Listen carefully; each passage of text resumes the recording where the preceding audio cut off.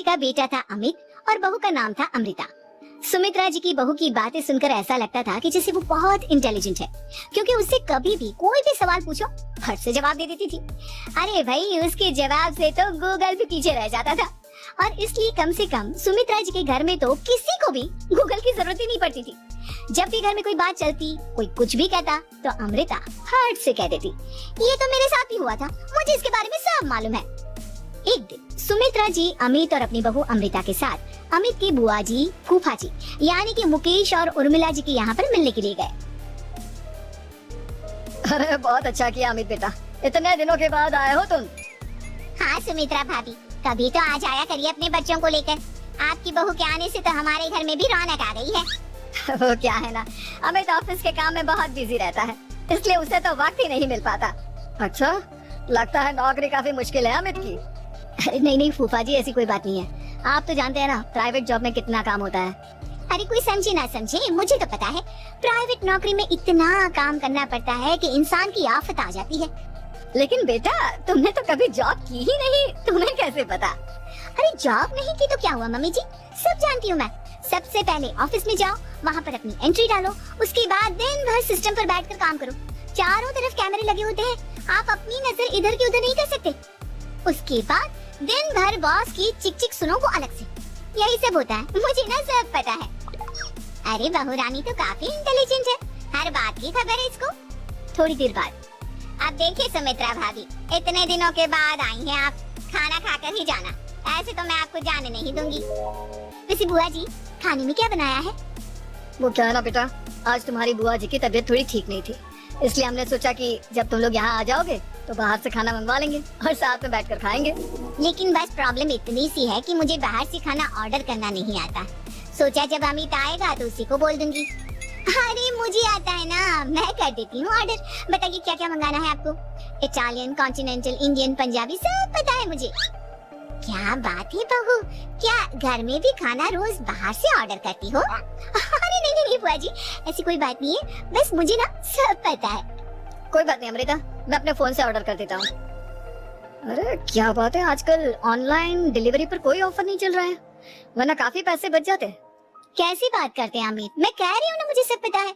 मुझे एक बहुत अच्छा ऑनलाइन डिलीवरी वाला मालूम है, जहाँ पर 50% ऑफ मिल जाएगा। और आज तो वैसे भी फ्राइडे है ना, फ्राइडे को तो उस पर 50-70% ऑफर मिलता ही मिलता है। अरे क्या बात है, इसके बारे में तो मुझे पता ही नहीं था। अरे बेटा, जिस चीज के बारे में किसी को पता नहीं होता, हमारी बहू को पता होता है। एक काम कर, तू उसी को ऑर्डर करने दे। क्या बात है अमृता बेटा, तुम तो बहुत इंटेलिजेंट हो, सब कुछ जानती हो। कुछ दिनों के बाद सुमित्रा जी की कुछ सहेलियां उनसे मिलने के लिए आती हैं। अरे सुमित्रा बहन कैसी हो, बहू कैसी है तुम्हारी? अरे पूछिए मत, बहुत इंटेलिजेंट है मेरी बहू, सब कुछ जानती है। क्या बात है, बहू के आने के बाद तो औरतें दुखी हो जाती है, लेकिन तुम तो बहुत खुश लग रही हो। वो क्या है ना, मेरी बहू है ही इतनी अच्छी। अरे तो बुलाओ ना, हमारे साथ बैठेगी, बातें करेंगी तो हमें भी अच्छा लगेगा। सुमित्रा जी अमृता को बाहर बुलाती हैं और उसके बाद सब लोग बातें करने लगते हैं। क्या बताऊं, कुछ दिनों से घुटनों में इतना दर्द हो रहा है कि चला भी नहीं जाता। अब बुढ़ापे में तो ये सब चलता ही रहता है, क्या कर सकते हैं। आंटी जी आप योगा करिए, योगा और साथ में ना काले तिल खाया करिए, आपके घुटनों का दर्द भाग जाएगा। लेकिन तुमको ये सब कैसे पता बेटा? अरे मेरे भी घुटनों में दर्द होने लगा था, मैंने योगा किया और काले तिल के साथ गुड़ मिलाकर उनके लड्डू बनाकर खाए, एकदम ठीक हो गए मेरे पैर। अमृता, ये तुम क्या कह रही हो? इतनी कम उम्र में तुम्हारे पैरों में दर्द कैसे हो सकता है? अरे मम्मी जी सच कह रही हूँ, एक बार अगर कोई ये नुस्खा अपना लेना बस मजा आ जाए। ठीक है बेटा, अगर तुम कहती हो तो मैं ये करके देखती हूँ। मुझे सब पता है आंटी जी, ये मेरे साथ हो चुका है, इसीलिए तो बता रही हूँ मैं आपको, ऐसे नहीं बताती किसी को। कुछ दिनों के बाद अमित अमृता को अपने दोस्तों के साथ घूमने के लिए ले जाता है। क्या यार, क्या जिंदगी हो गई है, सारा दिन ऑफिस का काम करते रहो, अपनी हेल्थ पर तो ध्यान ही नहीं दे सकते। अरे क्यों नहीं दे सकते अपनी हेल्थ पर ध्यान, सब दे सकते हैं, इंसान चाहे तो कुछ भी कर सकता है। क्या बात है भाभी, आप इतनी श्योरिटी के साथ कैसे कह सकती हैं? अरे आजकल ना एक से एक एप्लीकेशन है मार्केट में, और जानते उसमें कुछ एक्सरसाइज तो ऐसी बताते हैं जिन्हें आप अपने ऑफिस में बैठे बैठे, मेरा मतलब लैपटॉप पर काम करते करते भी कर सकते हैं। अमृता, ऐसी एक्सरसाइज के बारे में तो मुझे भी नहीं पता था, तुम्हें कैसे मालूम? अरे मुझे सब पता है, हर चीज की खबर रखती हूँ मैं, जानते हैं ना आप। लेकिन ऐसी कौन सी एप्लीकेशन है और ऐसी कौन सी एक्सरसाइज है भाभी? एक मिनट, मैं आपको अपने मोबाइल में दिखाती हूँ। अरे वाकई में भाभी तो सही कह रही है। देखो यार, इसमें कितनी अच्छी एक्सरसाइज दिखाई गई है। अपनी चेयर पर बैठे बैठे एक्सरसाइज भी कर लो, काम भी और हेल्थ भी। वाह भाभी वाह, मजा आ गया। लेकिन अमृता, तुम्हें इस बारे में कैसे पता? अब मेरे साथ जो चीज हो चुकी है उसके बारे में तो मुझे पता होगा ही ना अमित। मतलब तुम कब ऑफिस में काम करने गई जो तुमने ऑफिस करते करते एक्सरसाइज की? मैं जो किचन में काम करती हूँ अमित, घर की काम, वो किसी ऑफिस के काम से काम है क्या? बस मैं भी वो सब करते करते इनमें से कुछ एक्सरसाइज ट्राई कर लेती हूँ, इसीलिए मुझे सब पता है। सही है यार, तुम तो बहुत इंटेलिजेंट हो। कुछ दिनों के बाद ये क्या है? एक दोस्त ने मेरे साथ एक मजाक किया है लेकिन समझ में ही नहीं आ रहा। अरे बेटा, तो अमृता से पूछ लेना, उसके पास कोई ना कोई जवाब जरूर होगा। ठीक कहती है मम्मी जी, मैं सब जानती हूँ। लेकिन अमृता, ये थोड़ा मुश्किल है, सोच लो। मेरे लिए कुछ भी मुश्किल नहीं, दुनिया की कोई भी पहेली हो मैं चुटकी में सॉल्व कर लेती हूँ। अच्छा ठीक है, देखो मेरे दोस्त ने मुझे एक खाली पेपर दिया है और कहा है कि इस पर उसने मेरे लिए कुछ मैसेज लिखा है। अब एक बात बताओ यार, खाली पेपर पर, I mean, जिस पर कुछ भी नहीं लिखा हुआ, उसे मैं कैसे पढ़कर बताऊं? अरे बस इतनी सी बात, इसे तो मैं चुटकियों में सॉल्व कर दूंगी अमित। लेकिन कैसे बहू? इस पेपर पर तो वाकई में कुछ नहीं लिखा हुआ, एकदम खाली पेपर है, कैसे क्या पढ़ोगी तुम?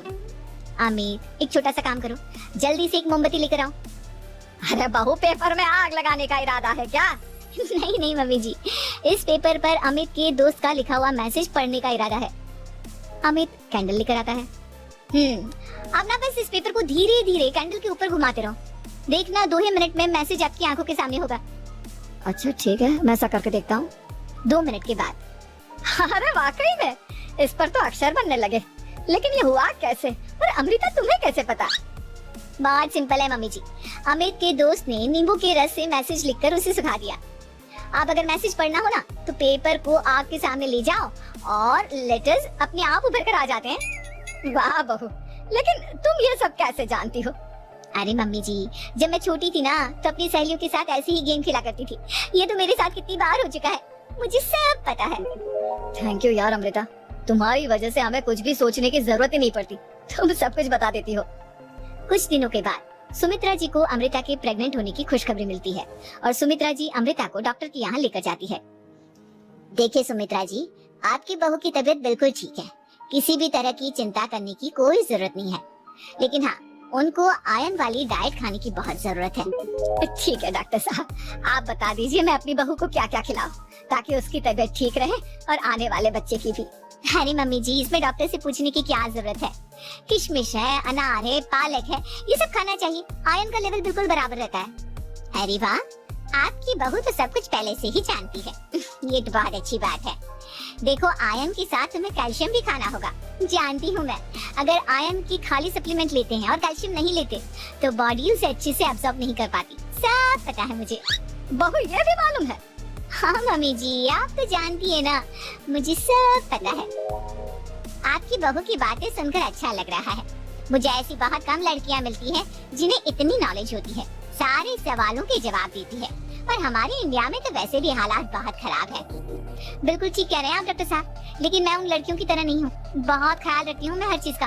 और जानती हैं आप, हमारे घर में तो किसी को किसी चीज के बारे में गूगल करने की जरूरत ही नहीं पड़ती। बिल्कुल ठीक कह रही है अमृता, अरे कुछ भी पूछ लो, इसे सब पता होता है। अरे वाह, तुम तो बड़ी कमाल की लड़की हो। चलो ये तो बहुत अच्छी बात है, लेकिन फिर भी डॉक्टर की सलाह पर पूरा ध्यान देना चाहिए। वैसे क्या चाहिए तुम्हें, बेटा या बेटी? अरे डॉक्टर साहब, कुछ भी हो जाए, बस बच्चा अच्छे से हो जाना चाहिए। मुझे तो दोनों में से किसी से कोई भी परेशानी नहीं। और सुमित्रा जी आप? डॉक्टर मैडम, मुझे तो लड़के और लड़की में कभी भेद करने की आदत ही नहीं है, पोता है या पोती, मेरे लिए तो दोनों एक बराबर है। सुनकर अच्छा लगा।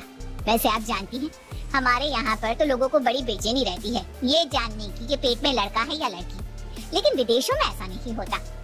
हाँ, वहाँ पर तो सब कुछ पहले से ही बता देते हैं ना। ये भी कोई बात हुई भला? लेकिन तुम्हें कैसे पता कि वहाँ पर सब कुछ पहले ही बता देते हैं? अच्छा हाँ, तुम तो सब कुछ पहले से ही जानती हो ना, तुम्हारे साथ तो सब कुछ पहले से ही हो चुका होता है। नहीं मम्मी जी, ये तो मेरे साथ पहली बार हो रहा है, इसलिए मैं ये डायलॉग नहीं बोल सकती। अमृता की बात सुनकर सुमित्रा और डॉक्टर दोनों हंसने लगते हैं। 3 बहनों की लालची भाभी। करिश्मा, रेशमा और मनीषा 3 बहनें हैं। उनका एक भाई भी है, मयंक। मयंक अपनी बहनों को बहुत प्यार करता है, लेकिन मयंक की पत्नी सविता इस मामले में मयंक से बिल्कुल ही अलग है। वो अपनी ननदों का जितना बुरा कर सकती है उतना बुरा करती ही रहती है और अपनी ननदों पर हुक्म भी चलाती है। करिश्मा, करिश्मा, तुमने अभी तक नाश्ता नहीं बनाया?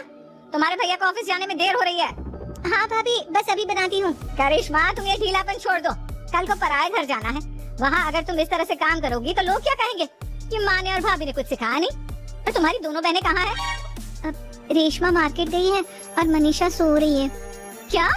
सुबह के 8 बज रहे हैं और ये महारानी अभी भी सो रही है? ये कहते हुए सविता अपनी सास दुर्गा देवी के पास जाती है। माँ जी, देख रही हो अपनी बेटियों के तौर तरीके? क्या हुआ बहू, सुबह सुबह क्या कर दिया मेरी बेटियों ने?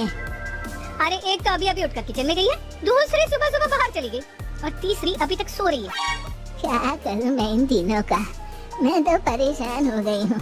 जाकर उठा उसे और रेशमा से मैं बात करती हूँ। सविता सीधा मनीषा के कमरे में जाती है और उससे कहती है, महारानी जल्दी उठो, सूरज सर पर आ गया है। भाभी थोड़ी देर और सोने दो ना, मैं रात को लेट सोई थी। वो क्या है ना, यूनिट टेस्ट चल रहे हैं। शराफत से उठती है या नहीं, या फिर पानी की भरी बाल्टी डालूं तेरे ऊपर? नहीं भाभी, मुझे बिस्तर में नहीं नहाना, उठती हूँ मैं। मनीषा जल्दी से उठकर बाथरूम में चली जाती है। सभी आराम से बैठकर नाश्ता कर रहे होते कि तभी रेशमा बाजार से हाथ में सामान लिए आ जाती है। रेशमा को देखते ही सविता उस पर बरस पड़ती है। लो, आ गई महारानी। ऐसा भी क्या सामान लाना था जो सुबह आंख मलते ही बाजार की तरफ रवाना हो गई? भाभी, कल आप ही तो चीख रही थी कि घर का सारा सामान मुझे ही लाना पड़ता है, घर में किसी को भी किसी काम से कोई लेना देना नहीं है। अब मैं बाजार जाकर सामान ले आई तो आपको इस बात से भी तकलीफ हो रही है? देख रही हो माँ जी, अपनी बेटी की जुबान कैसे से भी तेज चलती है। और मयंक, आप तो कुछ कहेंगे नहीं अपनी लाडली बहन को। रेशमा, अपनी भाभी से ऐसे बात नहीं करते, चलो माफी मांगो। भैया, मैं क्यों माफी मांगू? आप भाभी से बोलिए ना कि हम पर कम हुक्म चलाया करे। हम इस घर की बेटियां हैं और आपकी पत्नी की ननद है, नौकरानी नहीं। लो कर लो बात। इनकी भलाई के लिए कुछ भी बोलो तो इन्हें बुरा लग जाता है। इस घर में यही इज्जत है मेरी। देख लो माँ जी, आपकी बेटी किस लहजे में मुझसे बात कर रही है। सविता वहाँ से चली जाती है। मयंक को बहुत गुस्सा आता है, वो भी वहाँ से चला जाता है। फिर करिश्मा रेशमा को समझाती है, रेशमा तुम्हें भाभी से माफी मांग लेनी चाहिए थी ना। लेकिन दीदी, मैंने कुछ किया ही नहीं, तो मैं माफी क्यों मांगू? हाँ करिश्मा दीदी, रेशमा दीदी जैसे ही घर में आई भाभी ही उन पर चिल्ला रही थी। हाँ, मैं मानती हूँ कि गलती भाभी की थी। मैं तो इसलिए बोल रही हूँ कि भाभी ने माँ को तो पूरी तरह अपने वश में कर लिया है। वो हमारी बात सुनती ही नहीं। मयंक भैया हमारे लिए हमेशा खड़े रहते हैं, इसलिए उनकी बात का मान तो तुम्हें रखना चाहिए था ना। कोई फायदा नहीं दीदी, कुछ दिनों की बात और है, भाभी उन्हें भी हमारे खिलाफ भड़का देंगी। फिर वो भी माँ की तरह हमारी किसी बात का विश्वास नहीं करेंगे। इसी तरह सविता अपनी तीनों ननदों को किसी न किसी बात पर परेशान करती रहती थी। एक दिन मयंक अपनी तीनों बहनों के लिए गिफ्ट लाया। करिश्मा, ये तुम्हारे लिए हार का सेट। रेशमा, तुम्हारे लिए सुंदर सी ड्रेस। और मनीषा, तुम्हें किताबें पसंद है ना, तुम्हारे लिए किताबें लाया हूँ। थैंक यू भैया, थैंक यू भैया, थैंक यू भैया। करिश्मा, तुम्हारा नेकलेस कितना सुंदर है, ये भैया कहाँ से ले आए होंगे? मैंने भैया को 3 दिन पहले फोन पर ये डिजाइन दिखाया था और आज भैया ये ले आए। सविता तो अपनी ननदों की गिफ्ट्स देखकर जल गई और करिश्मा का नेकलेस तो उसे भी बहुत पसंद आया था। अपनी बहनों के लिए कितना अच्छा नेकलेस लेकर आए हैं, मुझे कभी कोई गिफ्ट नहीं दिया। मैं आज ही ये हार चुरा लूंगी। रात में सविता करिश्मा का हार चुरा लेती है और इसी तरह उसे अपनी ननदों की जो भी चीज अच्छी लगती वो उसे मांगती नहीं, बल्कि रात के अंधेरे में चुरा लेती। इसी तरह दिन बीतते गए और सविता ने मयंक के दिल में भी उसकी बहनों के लिए नफरत पैदा कर दी। एक दिन मयंक ने करिश्मा और रेशमा के लिए रिश्ता देखा और ये बात उसके घर में सबको बताई। माँ, करिश्मा और रेशमा के लिए बहुत अच्छा रिश्ता आया है, वो लोग कल इन्हें देखने आ रहे हैं। आप और सविता मिलकर सारी तैयारी कर लेना।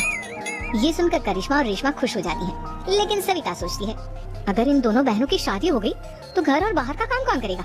मनीषा तो 1 नंबर की कामचोर है, उससे तो किसी बात की उम्मीद लगाना ही बेकार है। मुझे इस शादी को रोकना होगा। अगले दिन सभी लड़के वालों के स्वागत की तैयारी करने में लगे होते हैं।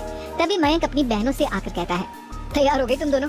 देखो, दोनों लड़के बहुत अच्छे हैं, मैं कोई कसर नहीं छोड़ना चाहता, इसलिए तुम उनके सामने अच्छे से बिहेव करना और अपनी भाभी से लड़ने मत लग जाना।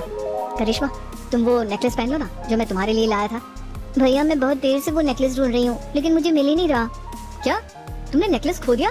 तुम्हें पता भी है वो कितना महंगा था? तुम कोई काम ढंग से नहीं कर सकती। मयंक गुस्से में वहाँ से चला जाता है। थोड़ी देर बाद लड़के वाले भी आ जाते हैं। वो दोनों बहनों को पसंद कर लेते हैं और रिश्ता पक्का हो जाता है। लेकिन सविता के दिमाग में तो कुछ और ही खिचड़ी पक रही थी। वो पंडित जी के पास करिश्मा की कुंडली लेकर जाती है और उन्हें पैसे देकर करिश्मा की कुंडली बदलवा देती है। जब लड़के वालों के पास करिश्मा की कुंडली जाती है तो वो दुर्गा को फोन करते हैं। बहन जी, हमने करिश्मा की कुंडली अपने पंडित जी को दिखाई थी। आपकी बेटी की कुंडली नहीं बल्कि दोषों का पिटारा है।